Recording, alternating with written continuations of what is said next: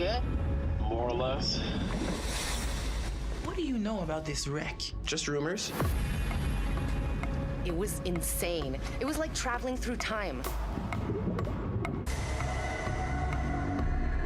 I told you to leave everything down there alone.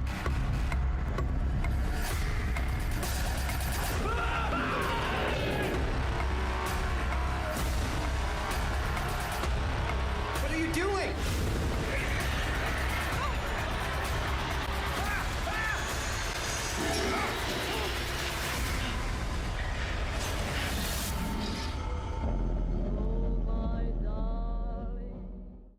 Hey everyone, it's Soul here and welcome back to my YouTube channel. For today's video, I decided to revisit the Dark Pictures Anthology series. Now, I previously did a video talking about the best game in Season 1, which was the House of Ashes. So for today, I figured it was only natural to talk about the worst game in the series. Yep, that's right. Today we will be discussing the Man of Medan and where I feel this game went so wrong. Before we dive in though, please remember to hit that like button, click subscribe to see more videos from me, and leave a comment down below. Here is your one and only warning that this video contains spoilers. Alright, grab yourself a bottle of that frosty amber liquid and let's get into it.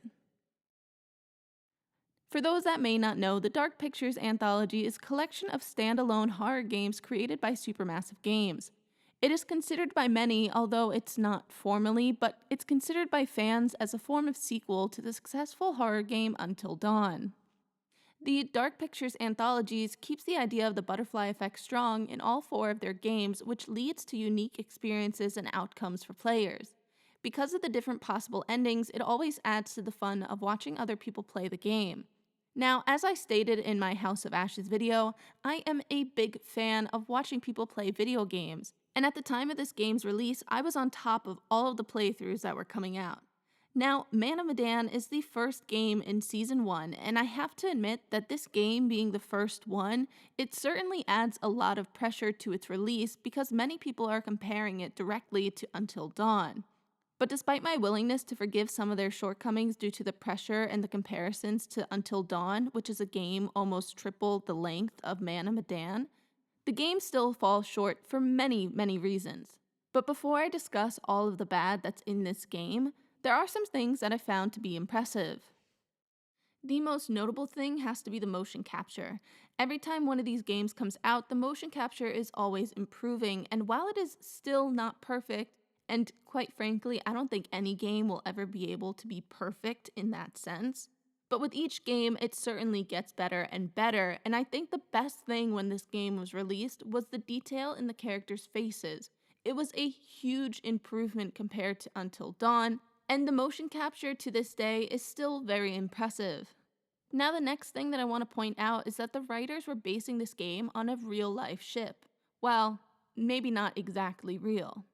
Now, as a lover of history and mythology myself, I love when games take mysteries, legends, and historical ideas and adapt them into games. Now, the Man of Medan is based on a real-life ghost ship called the SS Orang Medan. Not much is truthfully known about this ship, but the urban legends place it either during World War II or in the immediate aftermath of the war. The tale comes from one suspected survivor of the ship, and he tells of how they had a cargo full of oil of vitriol, which ended up leaking and caused most of the crew to perish due to the poisonous fumes. The survivor also talks of how they were avoiding authorities and going off their planned route on purpose to try and evade them. I love that the writers played into the survivor's story, and they even added the crazy map of the ship's route into the game. This attention to detail is certainly worth a round of applause. But sadly, that's where my praise ends for the game. To quickly sum up why I feel this game is the worst out of all four in the series, it is because the game had the worst enemies, if you could even call them that. It had the worst setting, no depth in the plot, and the least interesting scenes with the curator. Now, before I go into detail on what I mean by those, I just want to fill you in on my personal playthrough. Now, as I said earlier, I have seen many playthroughs on YouTube even before I bought the game, so I knew what many of the choices would lead to. Now, during the game, I got our main character stabbed in the very beginning. Alex and Julia ended up getting engaged, and I did try to keep their relationship going throughout the game and even got her ring back in the end. I was successful in getting Conrad onto the boat in the beginning to go get help, and I accidentally got Junior killed. Even though I know he's not one of the main 5 characters, many still consider a perfect playthrough to be when he is alive at the end. And then, since I had Alex drop the distributor cap for the engine, our main characters, Fliss, Alex, Brad, and Julia, ended up being rescued by Conrad. Now, let's start off with the elephant in the room. The game's supposed twist of the gas causing hallucinations, it was way too predictable. Many playthroughs that I watched over the years, people clock it right away. The lightning strikes the box, the liquid leaks out, and then we see this gas rolling in and spreading throughout the cargo holds. It is such a predictable thing that it caused many people to wonder, is that really it? Is it really just hallucinations? And yeah, that's it. Much of the game has random jump scares that end up being just hallucinations, and the overall scary elements just aren't there after the midway point when you start to catch on that it's hallucinations. This is why I feel that the enemies, or in this case, the gas, is just not good at all. Now, the writers did actually add another level of threat, which is the fishermen.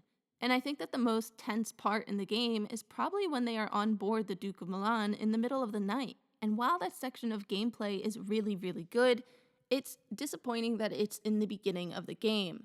It's not even the main event of the story, and I just feel that speaks volumes as to how short the main plotline fell, that a side plot in the beginning is much more tense than the rest of the game. I guess this kind of leads me to my next point. The plotline itself is lacking in so many ways. I've already said that most of the scares are jump scares and they are just kind of chalked up to hallucinations. But when looking further into it in the plot, there is a severe lack of character development within this game. Our 5 main characters have next to nothing going on. Sure, we have Alex and Julia getting engaged in the beginning, and yes, you can choose to keep them on good terms or not during the section when they are on the ship, but that's really about it. There are no real secrets that can be revealed between the characters, no real background information or stories that have an impact on how they act. There's next to nothing. Now, while many people were comparing this to Until Dawn and their characters, I have a better way to showcase what the writers could have done, and that is by comparing it to House of Ashes. In House of Ashes, all of the characters have some sort of baggage or weight to their story, and that is either revealed early on, is shown later, or it's acted upon later in the game.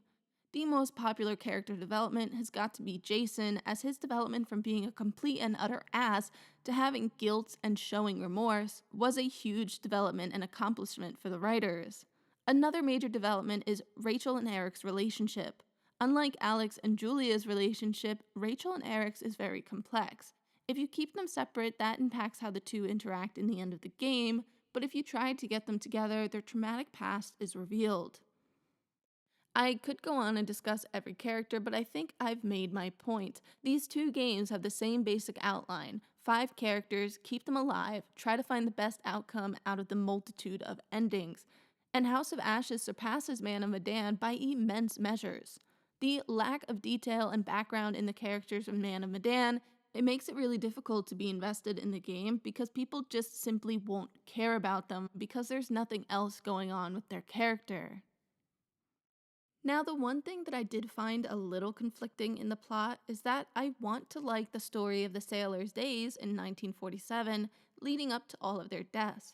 But I find it difficult considering that it was all on random clues that are not usually something people find a lot of.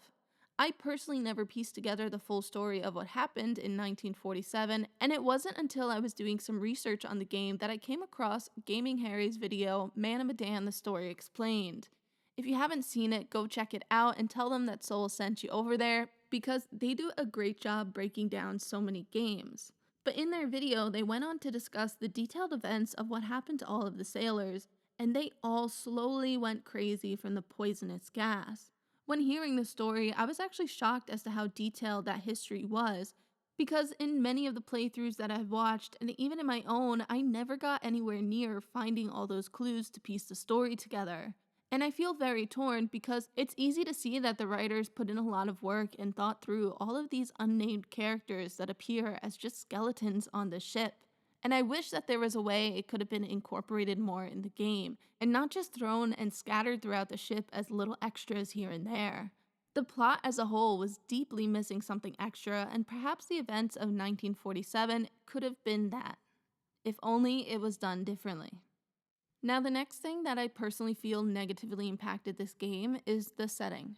Now, the beginning of the game, it's good. You got a mysterious market, a bright lit up ship, and then you have the bright and sunny day trip on this cozy looking boat in the middle of the ocean. The transition into the stormy night was also done really well, but after the very chilling and memorable introduction to the ship, being inside the ship is where the setting just sort of sucks the life out of the game for me. Seeing the same dull and dark gray walls and the rusted metal details, it just got me so uninterested in the game. Now, this might have just been me that felt this way, but having this dull setting really made it hard to get fully invested in it. And I had to sit and think about this because so many games, both in Dark Pictures Anthology and other games that aren't, they are within the same locations or settings for much of the game, or they might return to sections that they've seen and walked through or played through before. So I had to really think about what it is with Man of Medan that I didn't like so much. And after some consideration, I think a lot of it has to do with the idea that it's not actually the same places that we are returning to. It's just a lot of places that look the same or sometimes almost identical to a place that we were with another character before. I also think that the lack of development in the setting is also something that affected me. For example, in Until Dawn, you keep returning to the main house, but every time you do, it seems darker and creepier than the last time you were there. Or other times in games, it's the exact opposite. It's a very creepy setting when you're first going through it, and then when you return, it's completely normal. Now, with Man of Medan, there is none of that. It is just the same looking hallways for much of the game. Now, the final thing that I feel worked against the game is actually the curator. Now, I love the addition of the curator throughout the season of Dark Pictures Anthology, but I think that having this be the first game, it forced it to also have the least interesting conversations and developments with the curator. It might have helped the game if it was the second or third game released, purely just to have some more tension or development during the curator scenes, like, for example, what we see in Little Hope and House of Ashes. But having this fairly simplistic and less interesting plotline with no additional development from the curator, it was just not the best choice, in my opinion. Oh, and just as I experienced in House of Ashes, which might just be an issue that I've only had, it's oftentimes that the textures don't load in fast enough. So it would be like a random cutscene, and the clothing textures might not load in yet, and the walls might just randomly jump into focus. And again, I don't know if it's just me, because I am playing on an older PS4, so maybe the graphics are just lagging a little. I can't really say the cause, it's just something that I would have wanted fixed with this game. And for me, it just adds to the fact that this game feels a bit rushed and not thought through all the way. At the end of the day, though, Man of Medan is the worst game in Season 1 of the Dark Pictures Anthology. The predictable enemy of the hallucinogenics, along with the flat plotline, lack of character depth, and the repetitive, dull setting, made this my least favorite game. If you guys liked my discussion, please hit that like button down below and leave your thoughts in the comment section. While you're down there, click subscribe to see more videos from me, and turn on notifications if you want to be notified whenever I post a new video. Thanks for watching, everyone, and I will see you future souls next time. Bye, guys.